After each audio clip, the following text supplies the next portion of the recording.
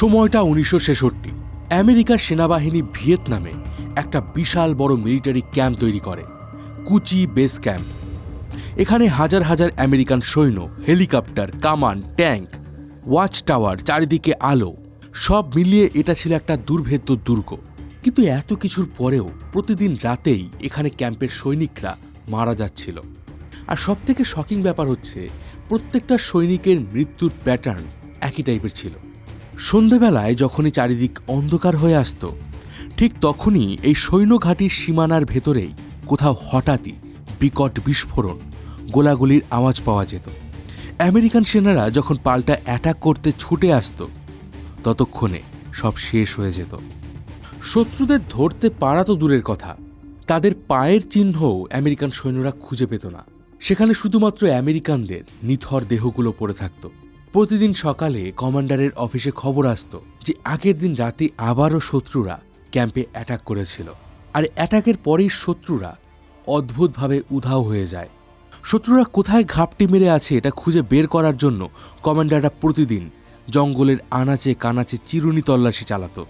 কিন্তু এরই মধ্যে একদিন জঙ্গলের ভেতরে টহল দিতে গিয়ে তারা এমন কিছু খুঁজে পায় যেটা দেখে আমেরিকান সোলজাররা রীতিমতো চমকে উঠেছিল।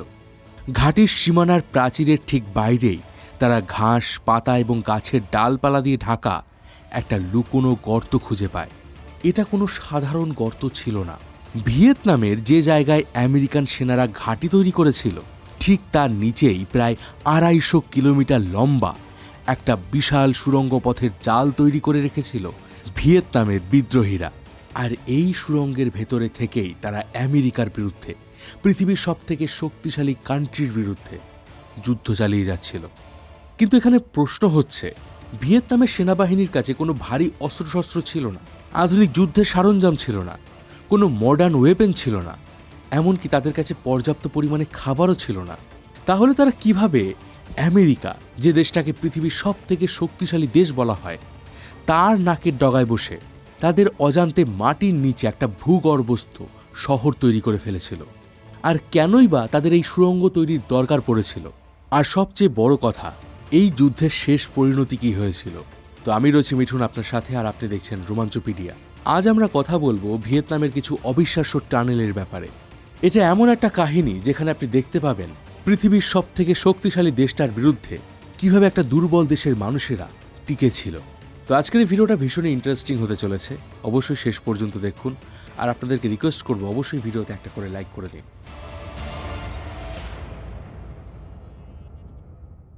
এই পুরো গল্পটা বুঝতে গেলে আমাদেরকে ভিয়েতনামের একটু ইতিহাস জানতে হবে।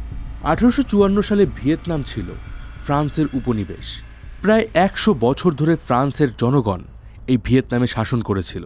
এখানকার স্থানীয় মানুষরা চাষাবাদ করত, কিন্তু জমির মালিক ছিল কলোনিয়াল গভর্নমেন্ট, অর্থাৎ ফ্রান্স। দ্বিতীয় বিশ্বযুদ্ধের সময় জাপান আবার ভিয়েতনামকে দখল করে নেয়। আর যুদ্ধ শেষ হওয়ার পর অন্যান্য দেশগুলোর মতো ভিয়েতনামেও স্বাধীনতার আন্দোলন জোরদার হয়। ভিয়েতনামের কমিউনিস্ট নেতা হো চি মিনের নেতৃত্বে গোটা দেশ জুড়ে বিশাল আন্দোলন শুরু হয়। আর দীর্ঘ সংগ্রামের পর 1954 সালে ডিয়েন বিয়েন ফু যুদ্ধে ফরাসিরা হেরে যায়। এবার নিশ্চয়ই আপনি ভাবছেন, যেহেতু ফরাসিরা ভিয়েতনাম থেকে চলে যাচ্ছে, এবার নিশ্চয়ই ভিয়েতনামে শান্তি ফিরে আসবে। কিন্তু না, এখান থেকে শুরু হয় আসল গল্প। দ্বিতীয় বিশ্বযুদ্ধ শেষ হওয়ার সাথে সাথেই শুরু হয়েছিল কোল্ড ওয়ার। সারা পৃথিবী তখন দুটো আইডিওলজিতে ভাগ হয়ে গিয়েছিল, ক্যাপিটালিজম এবং কমিউনিজম। 1954 সালে জেনেভা চুক্তি অনুযায়ী ভিয়েতনামকে অস্থায়ীভাবে 2 ভাগে ভাগ করা হয়। উত্তর ভিয়েতনাম ছিল কমিউনিস্ট শাসনের অধীনে, আর দক্ষিণ ভিয়েতনামে যে সরকার ছিল তারা ওয়েস্টার্ন আইডিওলজিতে বিশ্বাসী ছিল। ঠিক হয়েছিল এই চুক্তির ঠিক 2 বছর পর, মানে 1956 সালে ভিয়েতনামে একটা জেনারেল ইলেকশন হবে, এবং তারপর এই দুটো ভাগ একসাথে হয়ে একটা গোটা দেশ তৈরি করবে। কিন্তু আমেরিকা এই নির্বাচন হতে দেয়নি, কারণ আমেরিকার গুপ্তচর সংস্থা সিআইএর কাছে এমন কিছু রিপোর্ট ছিল যেখানে বলা হয়েছিল গোটা ভিয়েতনাম জুড়ে যদি কোনো ইলেকশন হয়, তাহলে সেখানে হো চি মিনের কমিউনিস্ট পার্টি খুব সহজেই জিতে যাবে, এবং সেক্ষেত্রে গোটা ভিয়েতনাম একটা কমিউনিস্ট কান্ট্রিতে পরিণত হবে। আর এটাই ছিল আমেরিকার ভয়ের প্রধান কারণ। সে সময় একটা ডমিনো থিওরি খুব প্রচলিত ছিল। আমেরিকার ধারণা ছিল যে যদি ভিয়েতনাম কমিউনিস্ট হয়ে যায় তাহলে তার পার্শ্ববর্তী দেশগুলো যেমন লাওস, কম্বোডিয়া, থাইল্যান্ড, এমনকি পুরো দক্ষিণ পূর্ব এশিয়া একে একে কমিউনিস্ট হয়ে যাবে। তাই আমেরিকা দক্ষিণ ভিয়েতনামকে কমিউনিস্টদের হাতে যাওয়া থেকে আটকানোর জন্য যুদ্ধে নেমে পড়ে। প্রথমে আমেরিকা দক্ষিণ ভিয়েতনামের সরকারকে রক্ষা করার নামে তাদের মিলিটারি অ্যাডভাইজার পাঠায়। তারপর তারা শুরু করে অস্ত্র পাঠানো এবং সবশেষে তারা নিজেদের সৈন্য ভিয়েতনামে পাঠায়। 1965 সাল আস্তে আস্তে এই সাউথ এবং নর্থ ভিয়েতনামের যুদ্ধ সরাসরি আমেরিকা ভার্সেস নর্থ ভিয়েতনামের যুদ্ধে পরিণত হয়। শুরুর দিকে আমেরিকান সেনাদের কনফিডেন্স ছিল আকাশ ছোঁয়া। তারা ভেবেছিল মাত্র কয়েক সপ্তাহ বা কয়েক মাসের মধ্যেই তারা এই যুদ্ধে জয়ী হবে, কারণ প্রযুক্তি, অস্ত্রশস্ত্র, ডিফেন্স সব কিছুতেই আমেরিকা বহু গুণে গিয়েছিল। তো সমস্যা হচ্ছে আমেরিকা বছরের পর বছর ধরে যে যুদ্ধের জন্য প্রস্তুতি নিচ্ছিল, ভিয়েতনামে সেই ধরনের কোনো যুদ্ধই হয়নি। আমেরিকানরা ভেবেছিল যে ভিয়েতনামের সৈন্যরা একদম ফ্রন্ট লাইনে এসে যুদ্ধ করবে, কিন্তু হয়েছিল ঠিক উল্টোটা। ভিয়েতকংয়ের যোদ্ধারাও জানত যে তারা যদি সরাসরি যুদ্ধ করে তাহলে তারা আমেরিকানদের কাছে খুব বাজেভাবে পরাস্ত হবে। তাই তারা বেছে নেয় গেরিলা যুদ্ধের পদ্ধতি। আর এই গেরিলা যুদ্ধের জন্য তাদের কাছে সবথেকে বড় শক্তি ছিল কু চি টানেল।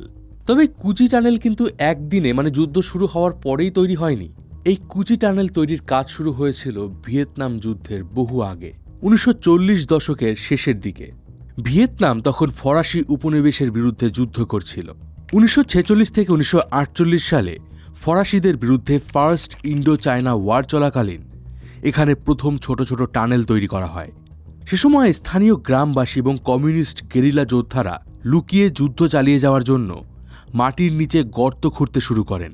পরে এই ছোট ছোট গর্তগুলো একটার সাথে আর একটা যুক্ত হয়ে একটা টানেল নেটওয়ার্কে পরিণত হয়। 1960-এর দশকে যখন ভিয়েতনাম যুদ্ধ শুরু হয় তখন এই টানেলগুলোকে আরও সম্প্রসারিত করা হয়। মাটির উপরে দাঁড়িয়ে আপনি কোনোদিন বুঝতেই পারবেন না যে আপনার পায়ের নিচে একটা বিশাল বড় সুড়ঙ্গের শহর রয়েছে। এই টানেলের এন্ট্রান্সগুলো এতটাই ছোট করে বানানো ছিল যে ভালো করে না দেখলে খুঁজে পাওয়াই যায় না। টানেলের ঢাকনাগুলো জঙ্গলের শুকনো পাতা এবং কাঠ দিয়ে ঢেকে রাখা হতো। একজন ভিয়েতকং সেনা টানেলের মধ্যে ঢুকে ঢাকনা লাগিয়ে দিলে সেই জায়গাটা একদম স্বাভাবিক জঙ্গলের মতো দেখায়। অনেক সময় আমেরিকান সৈন্যরা ঠিক ওই টানেলের দরজার উপরে দাঁড়িয়েও বুঝতে পারত না যে তাদের পায়ের নিচেই কোনো ভিয়েতকং সৈন্য লুকিয়ে রয়েছে। টানেলে ঢোকার রাস্তাগুলো এতটাই সরু ছিল যে একজন মানুষকে হাঁটু গেড়ে বা প্রায় হামাগুড়ি দিয়ে এর ভেতরে ঢুকতে হতো। এগুলোকে ইচ্ছে করেই ছোট আকারের বানানো হয়েছিল, কারণ ভিয়েতনামীদের চেহারা আমেরিকানদের তুলনায় বেশ ছোটখাটো। অন্যদিকে আমেরিকান সৈন্যরা সাধারণত লম্বা এবং ভারী ড্রেস আপ করে থাকত।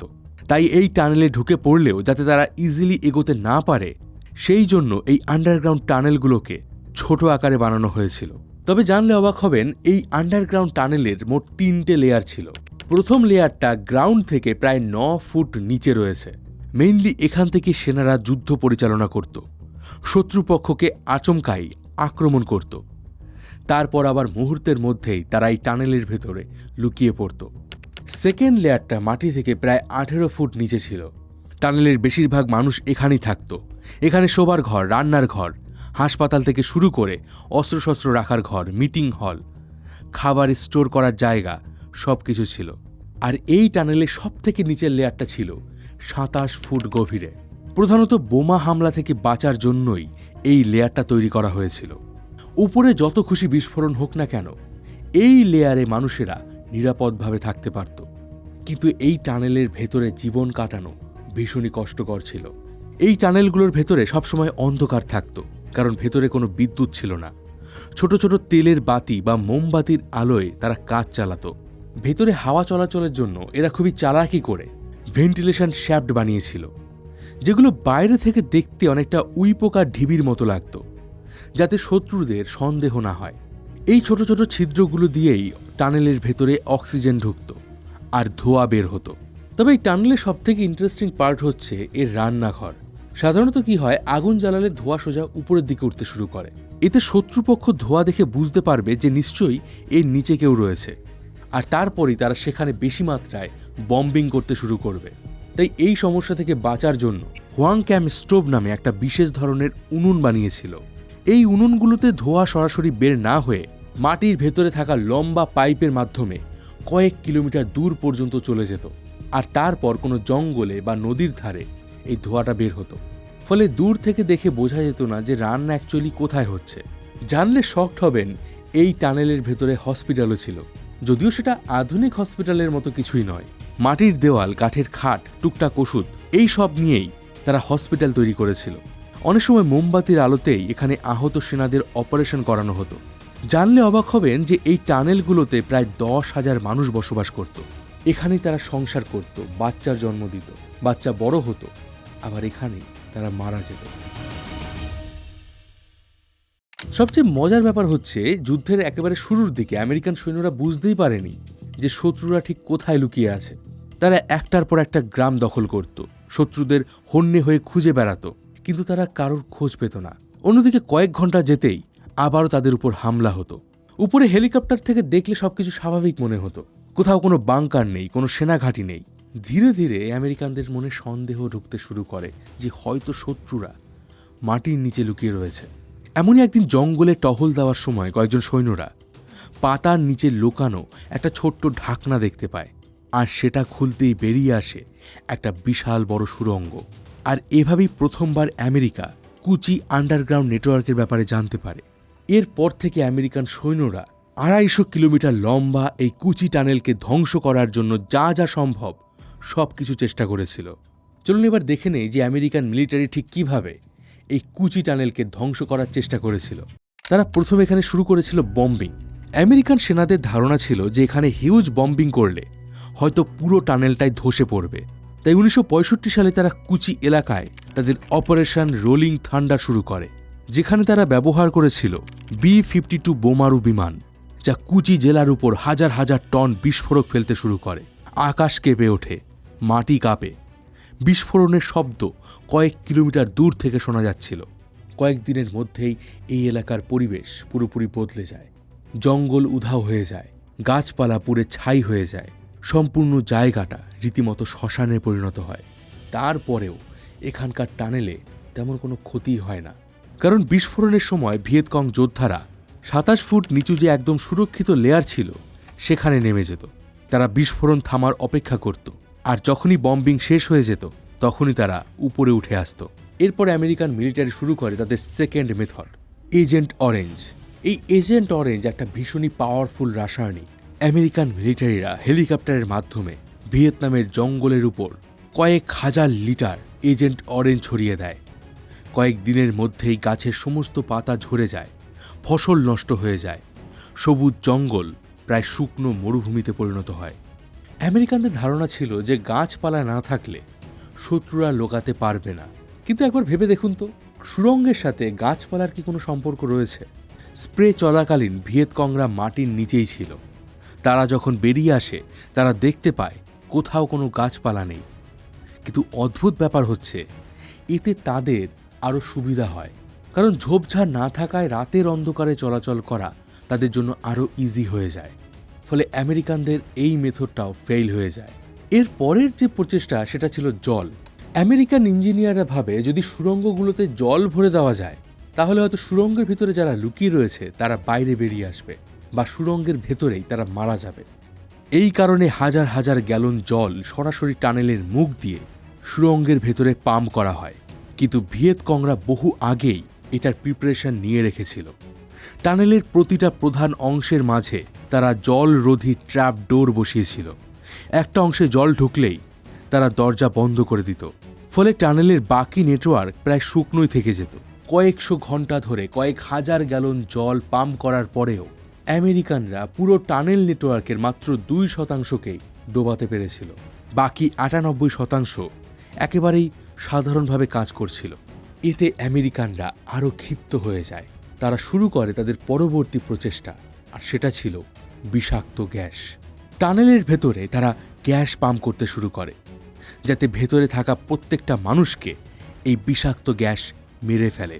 কিন্তু এই টানেলগুলো ছিল অনেক লম্বা আর জটিল, তাই গ্যাস সরাসরি সম্পূর্ণ টানেলে ছড়িয়ে পড়তে পারত না। কিছু দূর যেতেই এই গ্যাসের তীব্রতা কমে যেত। তার উপরে আবার ভিয়েতকংরা এই টানেলের ভেতরে কিছু ভেন্টিলেশন শ্যাফেল বসিয়েছিল, যেগুলো সাধারণত কাঠের প্যানেল, যেগুলো বন্ধ করে দিলে টানেলের মধ্যে হাওয়া ঢোকা বন্ধ করে দেওয়া যেত।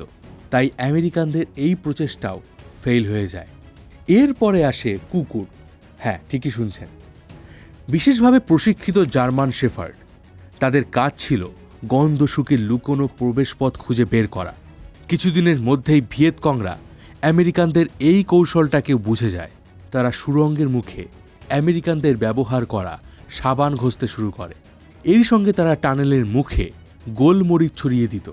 ফলে এই কুকুরগুলো বিভ্রান্ত হয়ে যেত এবং একটা সময় এই মেথডটাও ফেল হয়ে যায়। একবার ভেবে দেখুন, পৃথিবীর সবথেকে শক্তিশালী উন্নত দেশ হেরে যাচ্ছিল কিছু কোদাল, কাঠের তক্তা আর গোলমরিচের কাছে। এরপরেই আমেরিকা একটা কঠিন সিদ্ধান্ত নেয়। তারা টানেলের ভেতরে সরাসরি মানুষ পাঠানোর কথা ভাবে। কিন্তু আগেই আপনাদেরকে বলেছি যে টানেলগুলোর মুখ বেশ ছোট ছিল, মাত্র 60 সেন্টিমিটার চওড়া, যে কারণে লম্বা চওড়া আমেরিকান সেনাদের পক্ষে এখানে ঢোকা অসম্ভব ছিল। তাই তারা বেছে বেছে রোগা পাতলা আমেরিকানদের সৈন্যবাহিনীতে যোগ দিতে শুরু করে। ইভেন সাউথ ভিয়েতনামের যে সৈন্যবাহিনী নর্থ ভিয়েতনামের বিরুদ্ধে যুদ্ধ করছিল, তাদের কাছ থেকেও কিছু রোগা ছোটখাটো চেহারার সৈন্যদেরকে বাহিনীতে যোগ করায় এবং এদেরকে দিয়ে একটা নতুন ইউনিট তৈরি করা হয়, যার নাম দেওয়া হয় টানেল র্যাটস। এদের কাজ ছিল অন্ধকারে টানেলের ভেতরে ঢুকে শত্রুদের খুঁজে বের করা। একবার জাস্ট পরিস্থিতিটা ভেবে দেখুন, হাতে শুধুমাত্র একটা পিস্তল আর একটা টর্চ আর ছোটখাটো কিছু ছুরি নিয়ে রীতিমতো হামাগুড়ি দিয়ে টানেলের ভেতরে ঢুকতে হতো। একে তো প্রচণ্ড গরম, তার উপরে এই টানেলের ভেতরে অক্সিজেনের পরিমাণও ঠিকঠাকভাবে থাকতো না, চারিদিকে থাকতো নিস্তব্ধ। অনেক সময় টর্চ জ্বালানো যেত না, কারণ টর্চ জ্বালালে দূর থেকে সেই আলো দেখা যায় এবং শত্রুরা সতর্ক হয়ে যায়। এই অন্ধকারের মধ্যে যেখানে কয়েক ইঞ্চি দূরেও কি রয়েছে কিছুই জানা যায় না, সেখানেই এই টানেল র্যাটস নামে সৈন্যদেরকে এগিয়ে যেতে হতো। আর সেই অন্ধকারের মধ্যেই তাদের জন্য অপেক্ষা করত অসংখ্য ফাঁদ, বাঁশের তৈরি তীক্ষ্ণ কাঁটা যেগুলোতে বিষ মাখানো থাকত, লুকোনো পিট ট্র্যাপ যেখানে পা পড়লেই মানুষ নিচে পড়ে যেত, কোথাও গ্রেনেডের সঙ্গে বাঁধা তার, দরজা খুললেই বিস্ফোরণ, এমনকি কিছু কিছু জায়গায় বিষধর সাপও রাখা থাকত। ভিয়েতকং যোদ্ধারা প্রথম থেকেই খুব ভালোভাবে বুঝে গিয়েছিল যে তারা সরাসরি যুদ্ধে আমেরিকাকে হারাতে পারবে না। তাই তারা এই যুদ্ধটাকে একটা সাইকোলজিক্যাল ওয়ারে পরিণত করেছিল। আর এখানের প্রত্যেকটা টানেল ছিল এক একটা সাইকোলজিক্যাল ওয়েপেন। আমেরিকান সৈন্যরা দিনের বেলায় দাপট দেখালেও রাত নামার সাথে সাথে তাদের ক্যাম্পে ভয়ের ছায়া নেমে আসত, কারণ তারা জানতো না যে শত্রু ঠিক কোথায় রয়েছে, হয়তো তাদের পায়ের নিচেই রয়েছে। এই অদৃশ্য শত্রুই আমেরিকান সেনাদের মানসিকভাবে ভেঙে দিতে শুরু করে। এরই মধ্যে এতদিন ধরে যে বিষাক্ত গ্যাস, রাসায়নিক এবং ভারী বম্বিং আমেরিকানরা ভিয়েতনামে করছিল, এতে ভিয়েতনামের হাজার হাজার লক্ষ লক্ষ মানুষ অসুস্থ হয়ে পড়ে। ভবিষ্যৎ প্রজন্মের বেশিরভাগ শিশুরা বিকলাঙ্গ হয়ে জন্ম নিচ্ছিল। 1965 থেকে 1975 সাল, এই সময়ের মধ্যে ভিয়েতনামের প্রায় 20 লক্ষ মানুষ এই যুদ্ধের কারণে মারা যায়। এই সংখ্যাটা ছিল হিউজ। ধীরে ধীরে এই যুদ্ধ শুধুমাত্র ভিয়েতকং সৈন্যদের মধ্যে সীমাবদ্ধ থাকে না, এটা হয়ে যায় সাধারণ মানুষের অস্তিত্বের লড়াই। এদিকে আমেরিকার ভেতরেও ধীরে ধীরে পরিস্থিতি বদলাতে শুরু করে। প্রতিদিন টিভিতে, মিডিয়ায় যুদ্ধের ভয়াবহ ছবি তুলে ধরা হচ্ছিল। মৃত সৈনিকদের কফিন দেশে ফিরছিল। রিপোর্ট অনুযায়ী এই যুদ্ধে আমেরিকারও প্রায় 58,000 সৈনিক মারা যায়। সাধারণ আমেরিকানরা সরকারকে প্রশ্ন করতে শুরু করে, এই যুদ্ধে কেন আমেরিকানরা প্রাণ দেবে? সারা দেশ জুড়ে শুরু হয় ছাত্র আন্দোলন। গোটা আমেরিকা জুড়ে যুদ্ধবিরোধী প্রোটেস্ট ছড়িয়ে পড়ে। অন্যদিকে ভিয়েতনামের মানুষেরাও হাজারো কষ্ট সহ্য করে দাঁতে দাঁত চেপে আমেরিকার বিরুদ্ধে লড়াই করে যাচ্ছিল। এরই মধ্যে 1968 সালে টেট অফেন্সিভ নামে একটা বিশাল অ্যাটাকে পুরো যুদ্ধের মোড় ঘুরে যায়। ভিয়েতকং এবং উত্তর ভিয়েতনামের বাহিনী হঠাৎ করেই দক্ষিণ ভিয়েতনামের 100টারও বেশি শহরে একসাথে হামলা চালায়। এই হামলায় সামরিকভাবে ভিয়েতকংদের একটা হিউজ ক্ষতি হয়েছিল, কিন্তু সাইকোলজিক্যাল দিক থেকে এটা আমেরিকার জন্য একটা অনেক বড় ধাক্কা ছিল। কারণ তখন একটা ব্যাপার পরিষ্কার হয়ে গিয়েছিল, এই যুদ্ধ তাড়াতাড়ি শেষ হওয়ার কোনো সম্ভাবনাই নেই। বছরের পর বছর যুদ্ধ চলার পর অবশেষে আমেরিকা ধীরে ধীরে তাদের সৈন্য সরিয়ে নেওয়ার সিদ্ধান্ত নেয়। 1973 সালে সাইন হয় প্যারিস পিস অ্যাকর্ড। আমেরিকার তৎকালীন প্রেসিডেন্ট রিচার্ড নিক্সন ঘোষণা করেন যে তারা ভিয়েতনাম থেকে সৈন্য ফিরিয়ে নেবে। এরপর থেকেই আমেরিকান বাহিনী ভিয়েতনাম ছাড়তে শুরু করে। এরই মাত্র 2 বছর পর 1975 সালে সাইগাওয়ের পতনের মাধ্যমে এই ভয়াবহ যুদ্ধের শেষ হয়। উত্তর এবং দক্ষিণ ভিয়েতনাম আবারও একসাথে যুক্ত হয়ে কমিউনিস্ট শাসনের অধীনে চলে আসে। তবে যে বিখ্যাত কুচি টানেলের কথা আপনাদেরকে এতক্ষণ ধরে বলছিলাম, সেই টানেল কিন্তু আজও ভিয়েতনামে রয়েছে। এটা তাদের সেই ভয়ানক ইতিহাসের সাক্ষী হয়ে দাঁড়িয়ে আছে। এই টানেলটা একটা জিনিস আজও আমাদের সামনে প্রমাণ করে দেয় যে যুদ্ধে জয়ী হতে গেলে শুধুমাত্র অস্ত্রশস্ত্র বা আধুনিক হাতিয়ার থাকলে হয় না। শেষ পর্যন্ত তারাই জেতে যারা নিজেদের অস্তিত্ব টিকিয়ে রাখার জন্য শেষ রক্তবিন্দু পর্যন্ত লড়াই করতে পারে। কেমন লাগলো আজকের এই কাহিনী? কমেন্ট সেকশনে অবশ্যই জানান। ভিডিওটা ভালো লাগলে অবশ্যই লাইক করে দিন, বন্ধুদের সঙ্গে শেয়ার করে দিন। দেখা হবে পরের ভিডিওতে। ততদিন ভালো থাকবেন, সুস্থ থাকবেন। আর আমি ছিলাম মিঠুন, আপনার সাথে।